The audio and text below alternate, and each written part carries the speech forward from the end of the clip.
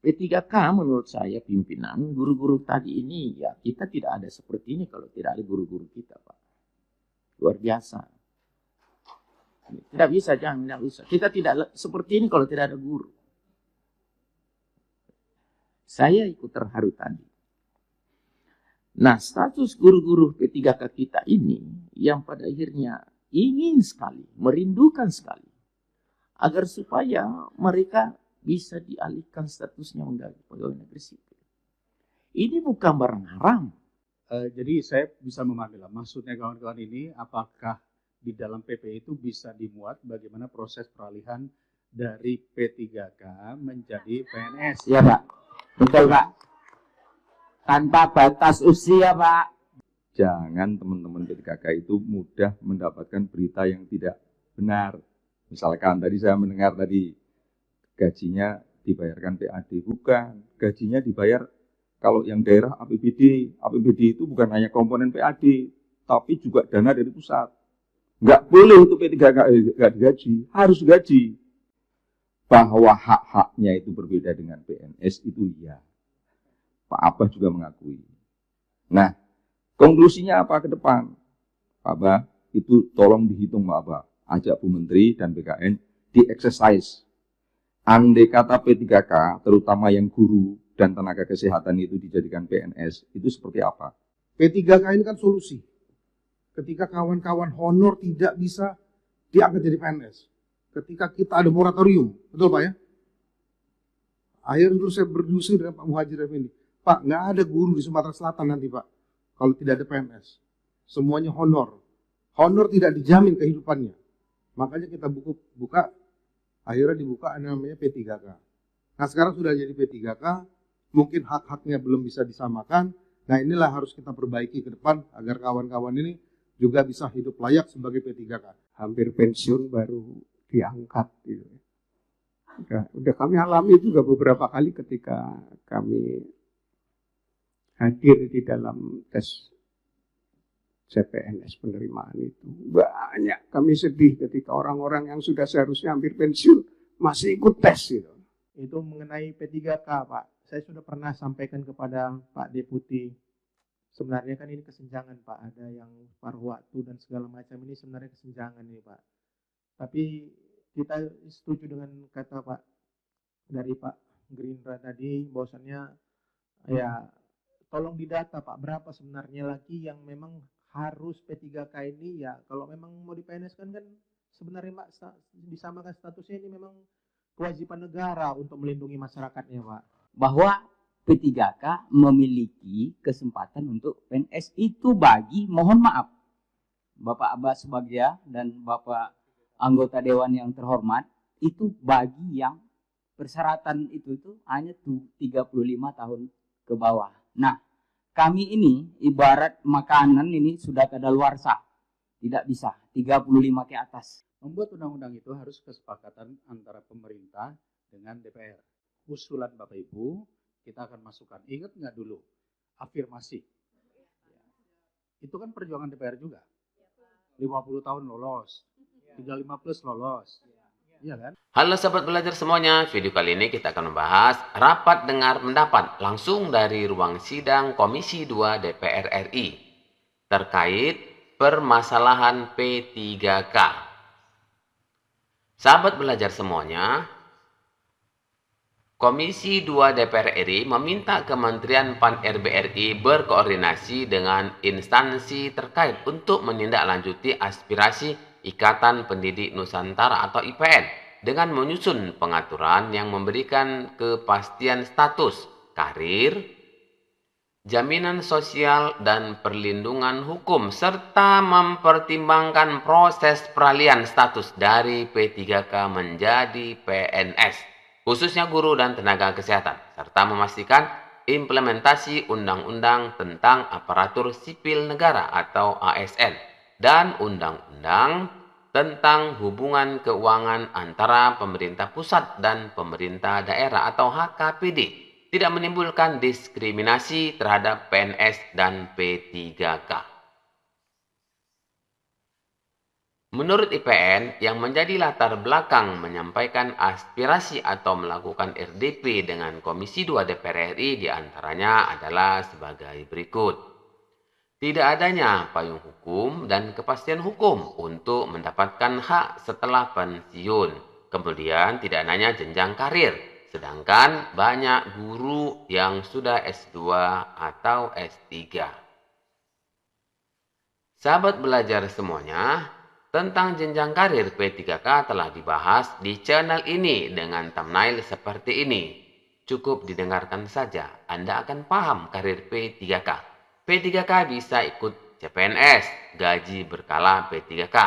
P3K bisa naik jenjang atau pangkat.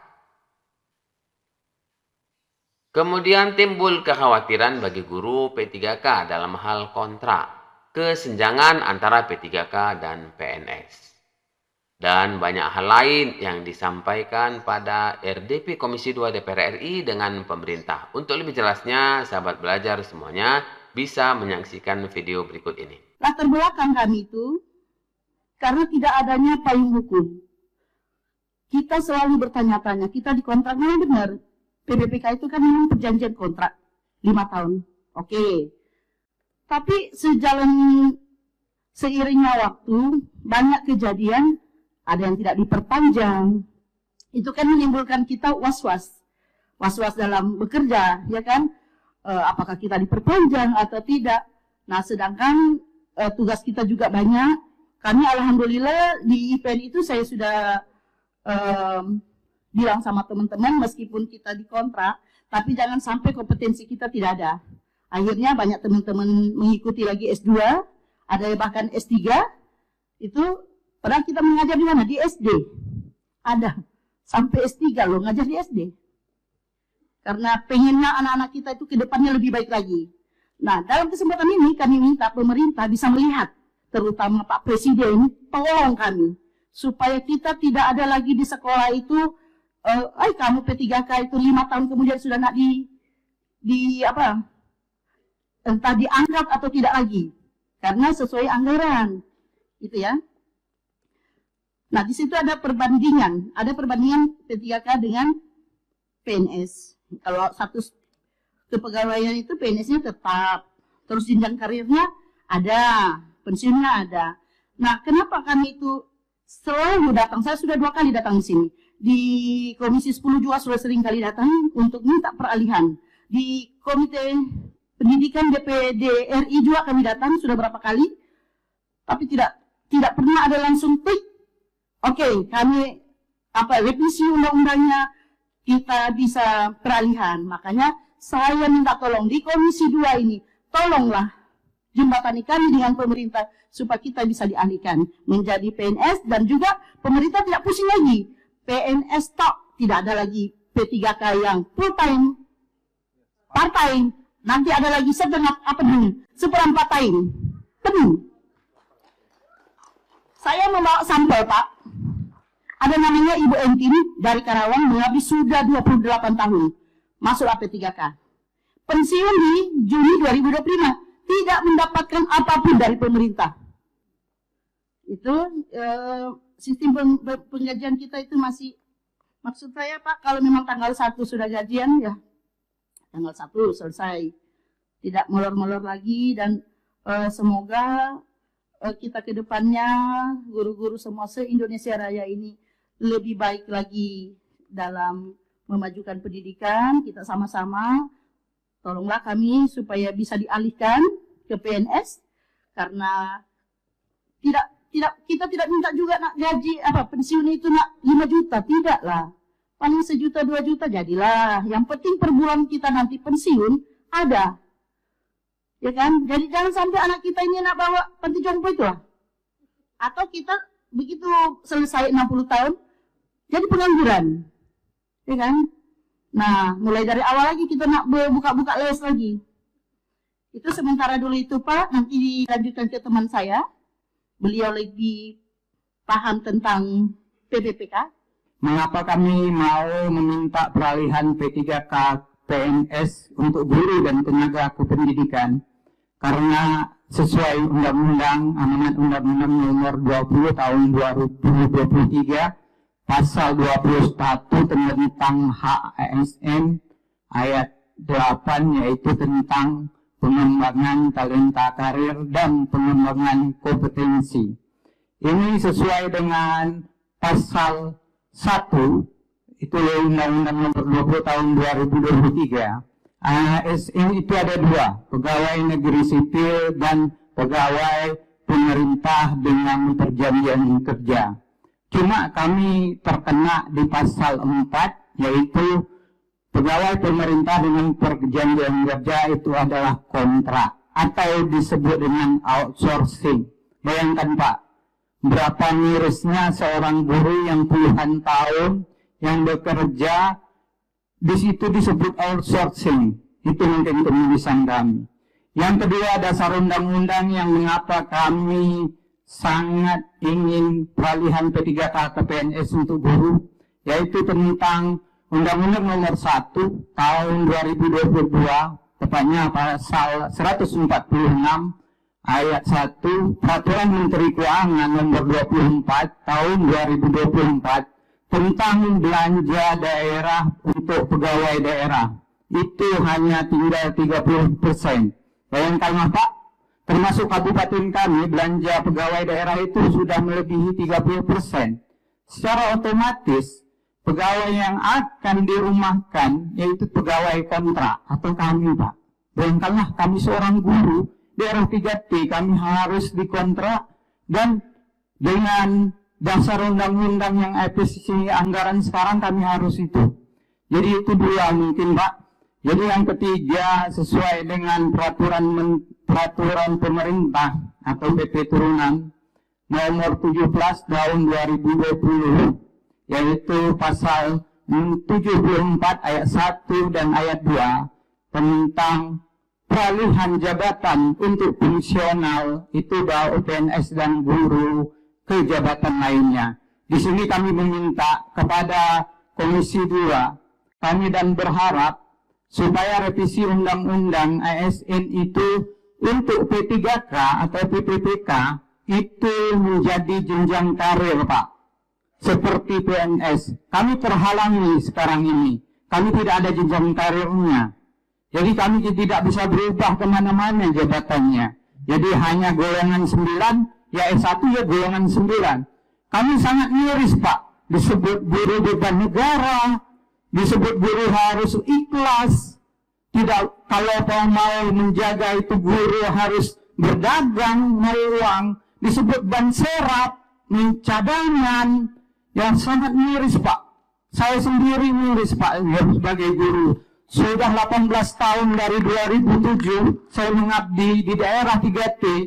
Bahkan di situ bayangkan kami mengasuh anak dari kecil, bayangkan Pak.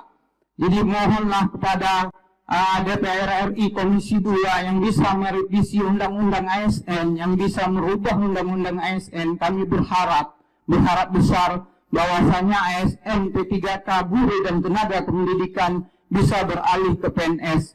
Tolong beri kesempatan kami ya. Hadirkan pasal peralihan PPK jenjang karirnya adalah beralih ke PNS.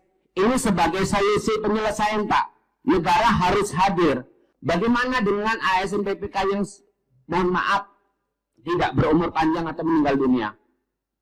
Cuman dapat santunan Pak sebesar 3 kali gaji pokok. Santunan pemakaman sebesar 15 juta. Terus 7.500.000 itu saya lupa untuk santunan apa.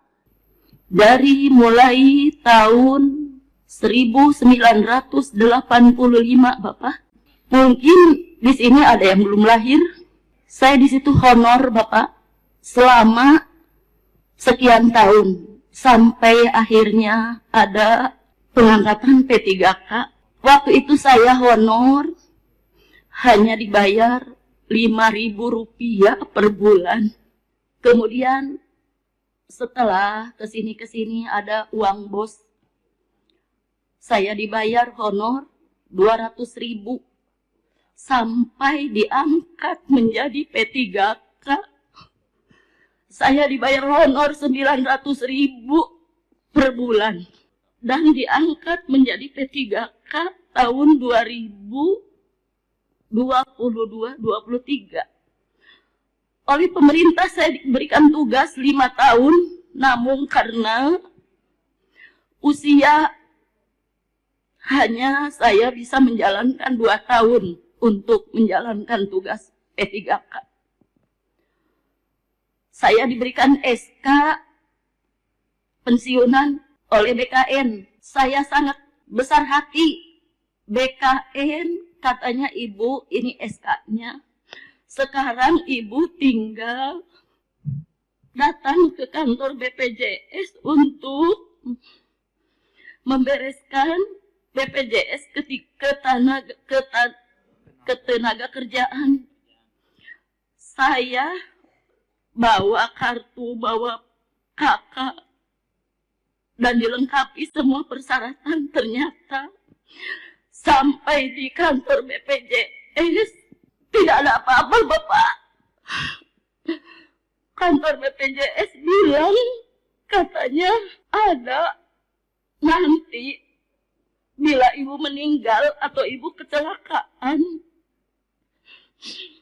Walaupun saya meninggal, mungkin itu ahli waris yang akan menikmatinya.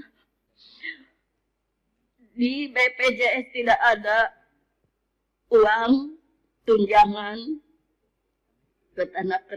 ketenaga kerjaan. Tidak dapat apa-apa.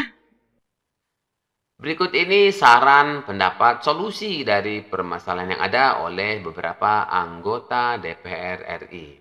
P3K menurut saya pimpinan, guru-guru tadi ini, ya kita tidak ada seperti ini kalau tidak ada guru-guru kita, Pak. Luar biasa.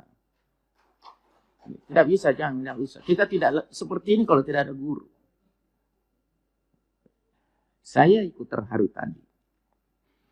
Nah, status guru-guru P3K kita ini yang pada akhirnya ingin sekali, merindukan sekali, agar supaya mereka bisa dialihkan statusnya menjadi pegawai negeri sipil. Ini bukan barang haram.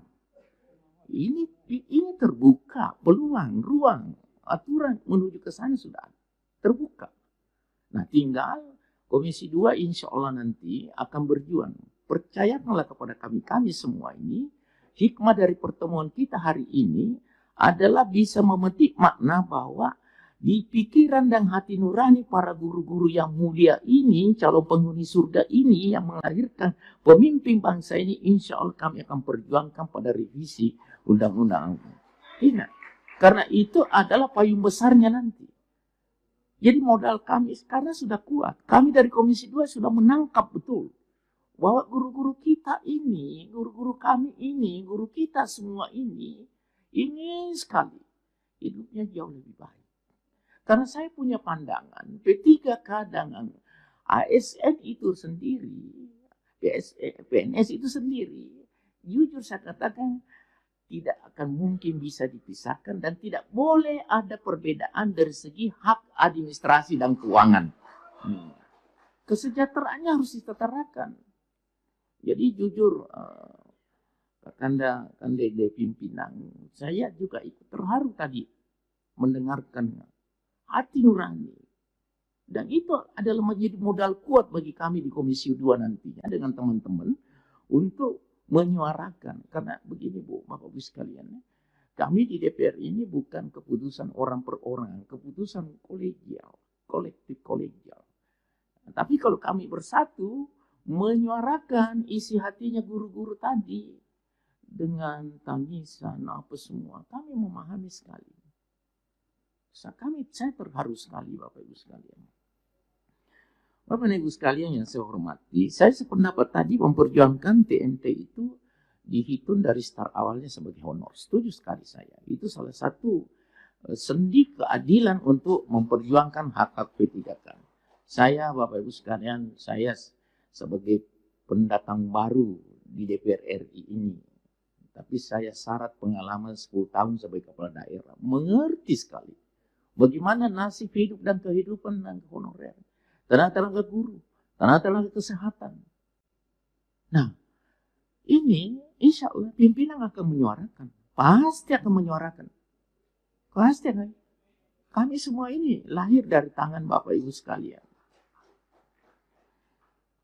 Selanjutnya Bapak Ibu sekalian, saya ingin menyampaikan juga pada kesempatan ini bahwa yang dibutuhkan ke depan untuk guru-guru kita yang tenaga P3K, yang P3K ingin dialih statuskan menjadi pegawai negeri sipil adalah payung besar.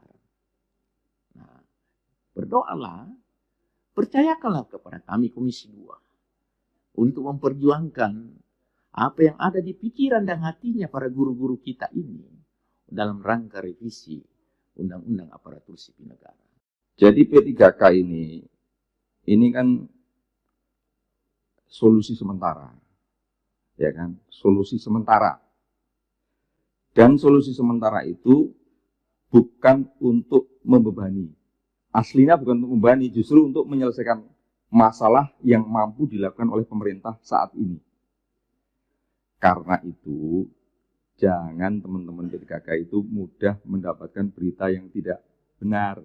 Misalkan tadi saya mendengar tadi gajinya dibayarkan PAD, bukan. Gajinya dibayar kalau yang daerah APBD. APBD itu bukan hanya komponen PAD, tapi juga dana dari pusat. Nggak boleh untuk P3K nggak digaji, harus digaji. Bahwa hak-haknya itu berbeda dengan PNS itu iya. Pak Abah juga mengakui.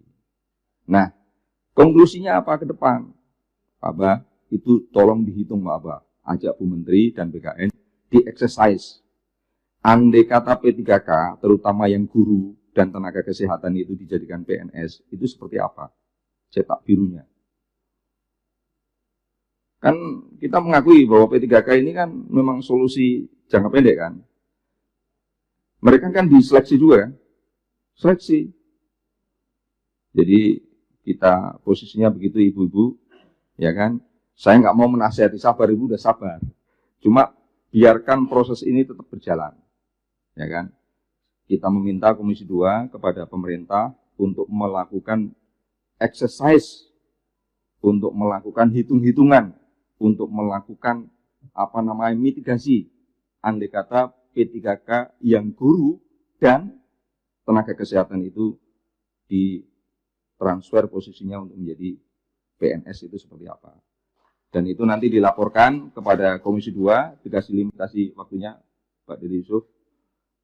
Kita berdoa mudah-mudahan APBN kita tahun 2026 itu bisa berubah dari 3.800 menjadi 4.000 misalkan, atau 2027 naik lagi menjadi 4.000, 5.000, jadi nggak ada persoalan P3K ini. Saya kira itu dari saya, Pak Dede Yusuf. Terima kasih. Assalamualaikum warahmatullahi wabarakatuh. Terima kasih Pak Ajis. Sebetulnya Pak Ajis, kalau Kemenpan RB mau melihat peluangnya P3K yang sudah bertugas bertransformasi menjadi PNS, itu di RPP-nya. Jadi nggak usah kita berbicara perubahan revisi Undang-Undang ASN karena masih prosesnya panjang. Tapi RPP-nya bisa dilihat bagaimana caranya. Itu PR lah. Dan saya pikir nggak ada di sini yang nggak peduli sama guru karena ini Bu Hasna ini berkali-kali ketemu saya nih ya. Sejak Komisi 10, Bu Maisi semua. Dulu dari belum jadi akhirnya sudah jadi Ibu ya. Nah kemudian buat kawan-kawan P3K tadi Pak Haji sudah menjelaskan.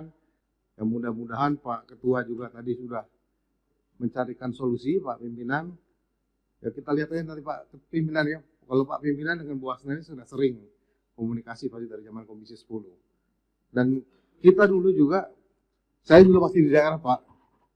P3K ini kan solusi.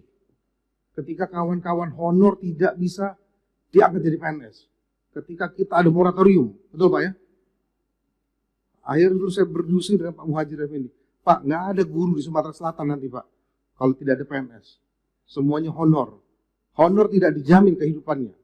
Makanya kita buka, akhirnya dibuka namanya P3K. Nah sekarang sudah jadi P3K, mungkin hak-haknya belum bisa disamakan. Nah inilah harus kita perbaiki ke depan agar kawan-kawan ini juga bisa hidup layak sebagai P3K. Mungkin itu saya, terima kasih pimpinan. Para guru P3K, saya tadi sempat agak teringat ketika Bu Guru menyanyikan lagu itu ya. Saya jadi ingat saya sekolah Bu. Cuman sayangnya kalau ada Bu Guru nyanyi saya sedih. Karena saya pelajaran keseniannya paling jeblok Bu. Satu-satunya yang merah itu di kesenian. Jadi ingatannya pasti, wah saya bodoh sekali itu ya. Tapi apapun tadi ya, kami semua di sini percayalah kami sudah maksimal ya, walaupun bukan sudah berhenti tidak, tapi harus berjuang terus seperti tadi Ibu yang sudah hampir pensiun baru diangkat gitu. Udah kami alami juga beberapa kali ketika kami hadir di dalam tes CPNS penerimaan itu. Banyak kami sedih ketika orang-orang yang sudah seharusnya hampir pensiun masih ikut tes gitu. Tapi itu adalah upaya kami ya, agar terselesaikanlah masalah persoalan guru-guru kita. Indonesia sangat banyak kekurangannya gurunya, tapi kok masih banyak juga guru yang bermasalah gitu ya. Kita masih banyak. Cuman sayangnya ini ada juga Ibu Guru juga ya. Ada beberapa ketika mereka sudah lulus P3K tapi banyak mundur. Ada yang mundur karena tidak sesuai penempatannya gitu ya. Padahal kami ingin membantu supaya itu selesai ya. Ada beberapa yang CPNS juga. Ya mudah-mudahan ke depan doakan kami semua agar kami bisa menyelesaikan persoalan-persoalan para honorer agar semua bisa selesai dengan baik. Itu aja yang disampaikan. Terima kasih. Assalamualaikum warahmatullahi wabarakatuh. Itu mengenai P3K Pak. Saya sudah pernah sampaikan kepada Pak Deputi. Sebenarnya kan ini kesenjangan Pak. Ada yang paruh waktu dan segala macam ini sebenarnya kesenjangan ini Pak. Tapi kita setuju dengan kata Pak dari Pak Gerindra tadi bahwasannya ya tolong didata Pak berapa sebenarnya lagi yang memang harus P3K ini ya kalau memang mau di PNS kan sebenarnya Pak disamakan statusnya ini memang kewajiban negara untuk melindungi masyarakatnya Pak. Ini kewajiban negara Pak. Itu diatur dalam undang-undang Pak. Kewajiban negara untuk melindungi segenap warga negara Kesatuan Republik Indonesia. Ini kewajiban negara. Ini selama ini kan kita suruh P3K berbenturan dengan kepala daerah di bawah. Ini namanya kita melepas tangan Pak. Kalau kepala daerah tingkat di bawah ini kan kewenangannya hanya ada batasnya Pak. Sedangkan kepala daerah di bawah pun menunggu dana transfer dari pusat. Sebenarnya ini kalau kurang dana transfer dari pusat ya teman-teman ini semua ya susah Pak. Lebih penting nanti bagaimana mengatur pembangunan fisik dan menggaji teman-teman P3K. Ini kan dilema bagi kepala daerah. Jadi ini sebenarnya Pak, perlu nanti pendataan yang jelas supaya bisa kita ambil kesimpulan bersama pimpinan berapa sebenarnya yang diperlukan lagi anggaran untuk mengangkat, untuk mensetarakan PNS dengan P3K. Jangan lagi kita bilang ada sebutan P3 lah Pak, P3K. Jangan ada lagi paruh waktu, entah apa segala macam. Itu tolong nanti ke depan kita rubahlah bahasa-bahasa seperti ini. Karena saya rasakan Pak, teman-teman di bawah ini duduknya antara PNS dengan P3K kan beda-beda nih Pak. Nah, itu jangan ada kita negara hadir untuk membedakan kasta-kasta sama kita anak manusia. Mungkin ini yang saya sampaikan Pak. Terima kasih. Baik, terima kasih Pak Bob. Ini yang belum bicara Pak Aba nih. Pak Aba, silahkan. Kalau semangatnya kawan-kawan ini terkait P3K ya. Dulu kita berjuang sejak 10 tahun terakhir adalah meningkatkan kesejahteraan honorer dari hanya 300 ribuan, akhirnya setara dengan PNS. Sekarang kekhawatiran kawan-kawan ini adalah jangan-jangan P3K akan berakhir. Padahal setiap tahun PNS yang pensiun itu jumlahnya puluhan ribu ya Pak Aba ya. Dan banyak daerah mengatakan ini kalau PNS tidak segera diisi, maka pasti akan kekurangan, baik guru maupun tenaga kesehatan. Nah, kawan-kawan ini khawatir. Mereka sudah di dalam, tapi nanti yang jadi jangan-jangan orang baru. Nah, jadi mekanisme apa yang bisa dilakukan melalui RPP ataupun hal-hal apapun yang bisa dilakukan ya. Sebelum kita berbicara merubah undang-undang, Pak. Karena undang-undangnya baru 2 tahun ya. Silakan Pak Aba. Sahabat belajar semuanya, dari Kementerian Pan-RB diwakili oleh Deputi Bidang SDM Aparatur Kementerian Pan-RB, Bapak Aba Subagja. Pertama, saya kira kita punya pikiran dan perasaan yang sama ya Pak ya, terhadap yang disampaikan oleh teman-teman.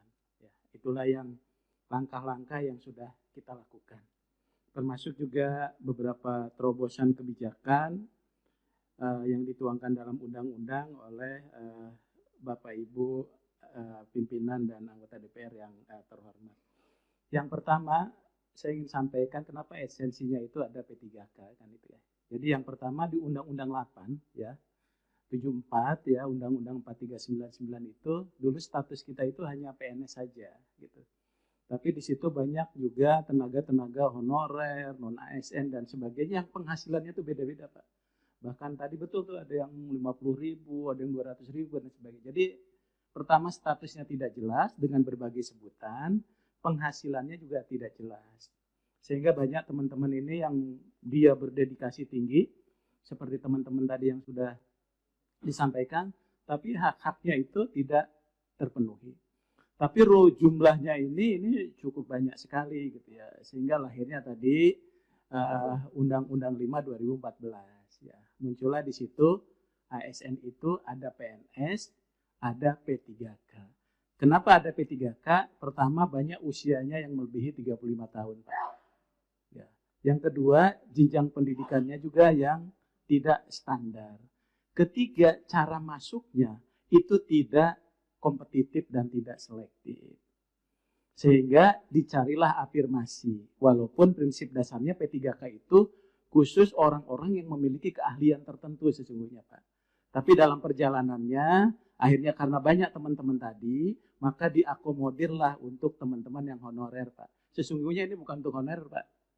Ya, bukan untuk honorer, tapi orang-orang yang ahli di bidang tertentu, ada diaspora yang hebat, maka dia ditarik dulu lah jadi P3K. Tapi di dalam prakteknya, Pak Pimpinan kan ini untuk mengakomodir itu. Dan saya kira memang tuntutan dari teman-teman tadi merupakan catatan juga, Pak, bagi kita ke depan. Dengan status ini, maka mungkin kita juga perlu mempertimbangkan bukan hanya terkait dengan statusnya, tapi kesetaraan dan kesejahteraannya. Tapi prinsipnya, kenapa beda? Ya namanya aja sudah beda, pasti beda Pak gitu ya. Nah oleh sebab itu, dari sisi penghasilan, tadi mereka itu kan sudah sama seperti disampaikan Pak Ketua tadi. Ya. Tinggal memang tadi ada kekhawatiran status tadi Pak, kalau kontrak itu memang dia ada masa perjanjian kerja 5 tahun, kontraknya 1 tahun sebagai bentuk evaluasi kinerjanya. Kami pun yang PNS juga dievaluasi, kalau dia tidak berkinerja tinggi, itu juga bisa diberhentikan. Nah oleh sebab itu bagi teman-teman yang P3K tidak perlu khawatir. Sampai usia 60 pensiun pun nanti itu boleh sepanjang kinerjanya baik. Sepanjang tidak melanggar disiplin, itu sama dengan kami. Maka pemberlakuan PP 94 itu bukan hanya untuk PNS, tapi juga untuk P3K. Nah oleh sebab itu kalau ada seolah-olah pemberhentian dia dalam 1 tahun, mungkin nggak mungkin kalau dia melanggar disiplin tingkat berat. Kalau dia tidak berkinerja, anak-anaknya jadi nggak pinter dan sebagainya. Tapi kalau baik jadi guru-guru yang hebat, dia bisa menjadi talenta di instansinya.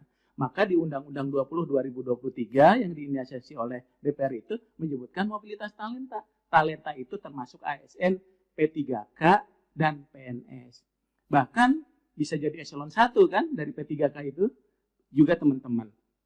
Namun demikian kami itu dari Kemenpan, tadi ada catatan dia nggak bisa mutasi. Sekarang sudah boleh mutasi sepanjang dalam satu instansinya.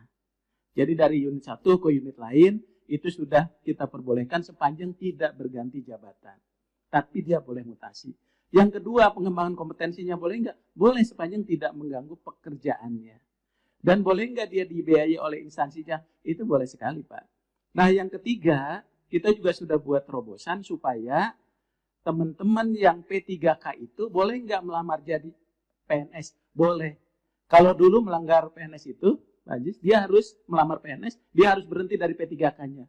Sehingga dia ketika PNS nggak diterima, ini udah berhenti, gitu kan kasihan. Sekarang kita bolehkan kalau mereka daftar PNS, itu kalau misalnya tidak diterima, maka boleh lagi balik jadi P3K.